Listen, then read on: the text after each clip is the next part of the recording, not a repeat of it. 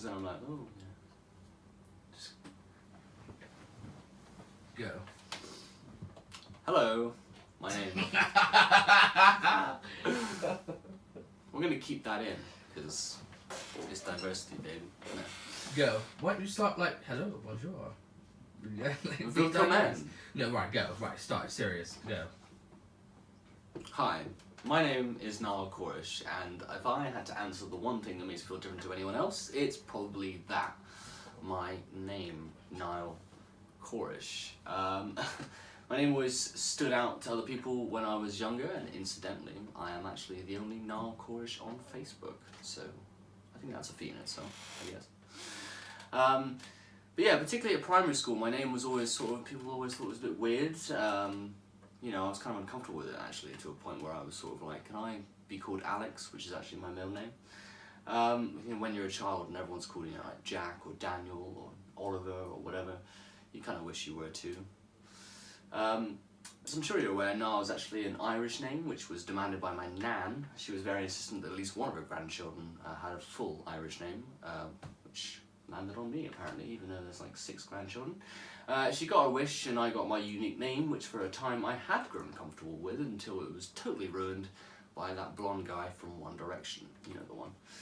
I come from an Irish descent on my father's side, and on my mother's side my grandparents were Egyptian and Greek, which when I was younger meant I was completely obsessed with Greek and Egyptian mythology.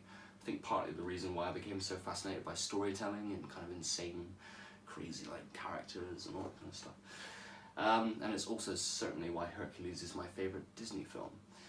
It also lends itself to my unique perspective on the world. I'm a believer in fate, destiny, and the rules of attraction. Whilst I maintain that free will exists, I do inherently believe that if you truly ask the universe for something, it will help you out. I also struggle, and have struggled, with mental health issues throughout my life, such as anxiety disorders and depression. And the older I've gotten, the more I've grown to understand the issues inside my own mind, and this too reflects in my work. I'm a bit of a dreamer and will always be fascinated by the amazing little details of life. But if you can imagine for a second, if your mind could see the light of the world twice as strongly as anybody else, and if you saw the light twice as strongly as anybody else, then you would see the darkness. I'm going to start that line again. I've also struggled with mental health issues through my life, such as anxiety disorders and depression. And the older I've gotten, the more I've grown to understand the issues inside my own mind. This too reflects in my work. I'm a bit of a dreamer and will always be fascinated by the amazing little details of life.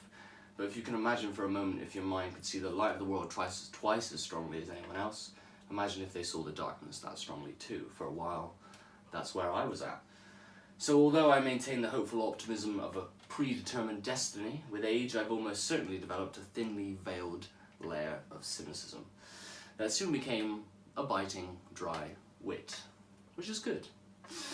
Keeping my mind creative and turning my trouble into expression is actually what keeps me on track, so... All in all, I'm a bit of an oddball actor, filmmaker, poet, comedian, and playwright, and having recently graduated university where I studied drama and creative writing, I am now actively pursuing my professional career, and I wholly believe my unique background, personality, and viewpoint is perfect for the wonderful world of television production. Thanks.